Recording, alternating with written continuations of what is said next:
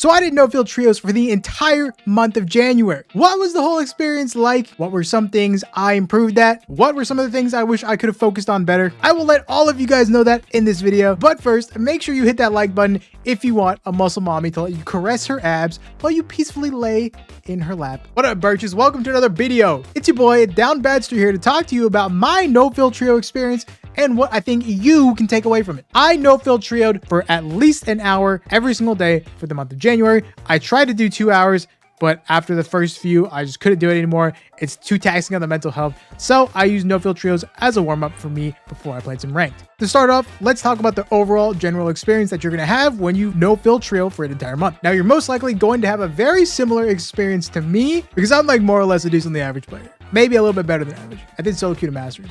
That does say something, right? Even if it was season 12. But anyway, long story short about how my experience went, I died.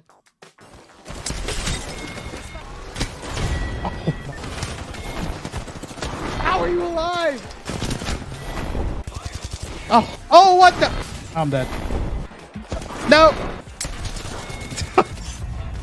Oh, I died a lot. It was absolutely hell on the mental. I'm going to be completely honest with you. I think if I hot dropped, I died like 95% of the time at the beginning of the game. If I let it at a POI that wasn't hot, taking on a 1v3 of only one other team, I usually ended up surviving and killing that team maybe like half the time, which I think is pretty good for a solo trio warrior. But yeah, this challenge is not for the weak of heart. But just remember, there are still even pro players who would lose 3 or 4 straight up 1v3s in a row. Like drop, 1v3, die, drop, 1v3, die, drop, 1v3, die. You know, there are a lot of pro players that's going to happen to. So don't feel bad if that happens to you, although it's very hard not to.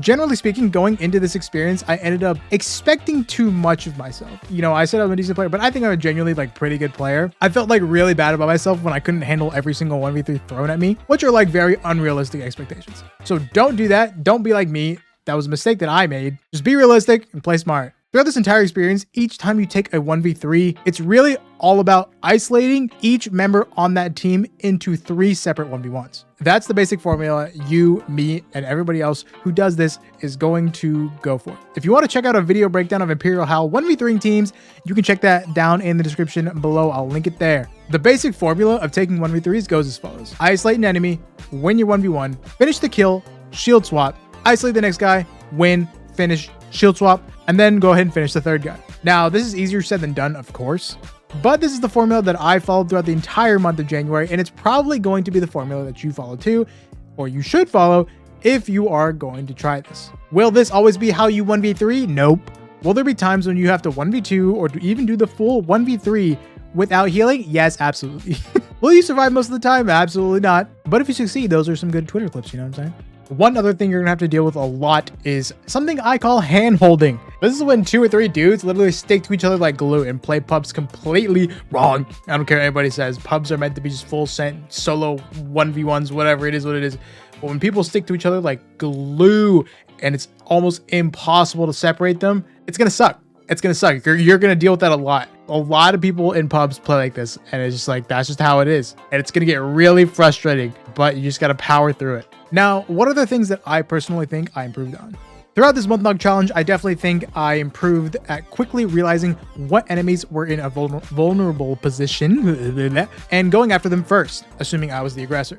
If I was the one caught with my pants down, then playing a character with very good escapability like Pathfinder, Wraith, Ashe, Valk, Octane, even Horizon were crucial characters in letting me survive encounters that I was not prepared for or encounters where I was losing. Playing one of these characters is key in leading enemies to a terrain that favors you, such as like a top of a building where you might be able to get a pick on an enemy as they try and climb up to chase you. This also plays into the whole isolation and vulnerable position thing. I can't say that word. That word's really hard to say. Lots of the time when playing, I found that when you're trying to run away to a place that favors you, there is often another movement character that's chasing you and far ahead of their team.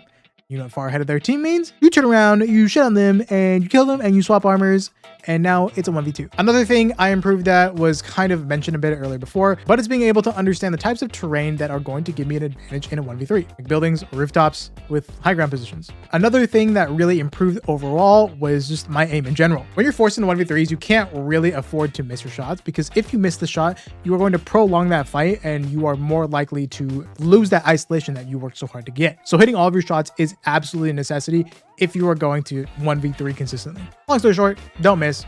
If you miss, you're going to be punished way harder in 1v3 scenarios than you would with teammates. Something else that I really improved at, which you might not expect, but it makes sense when you think about it, is finishing knocked enemies. I was so bad at finishing knocked enemies. That knockdown shield screwed me over so many more times than I can count. I genuinely don't know why. Now that I think about it, it actually makes no sense to me. But now, since I solo queued the Masters, I actually had to do a lot of shield swapping and finishing knocked enemies, because a lot of it is 1v2ing at the very least, because your teammates usually suck, so you really have to do all that work for them, right? But I did notice throughout the Masters grind that finishing a knocked enemy and avoiding that knockdown shield was something that I was just all of a sudden so much better at.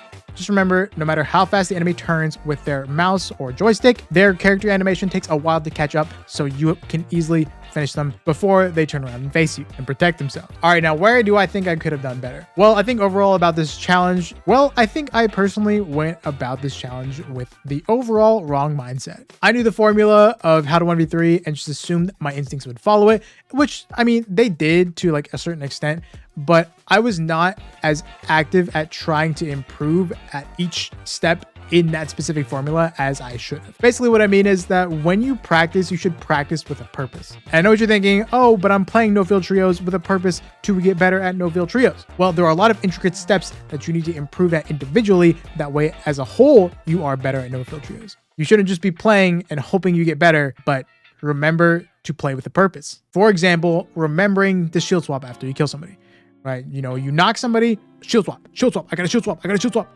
Keep practicing that, because that is one of the most crucial parts. And I've personally gotten better at it, but I've noticed that it's still something that I can forget to do more often than I would like. And I really should have taken that whole month to focus on that more, because I knew back then that it was a problem and I got better at it, but not as good as I could have gotten. I definitely think my growth could have been a lot higher if I had focused on 1 or 2 things to do at a time until I was comfortable with it. Then I move on to another 1 to 2 things. So when you do this, make sure you're keeping in mind what you specifically want to get better at, and you're training for that purpose. Those individual things can be finishing knocked opponents, shield swapping, my issue, isolating enemies, or just learning about the terrain, to name a few. I can definitely remember multiple times where I did not finish a guy, or I didn't shield swap.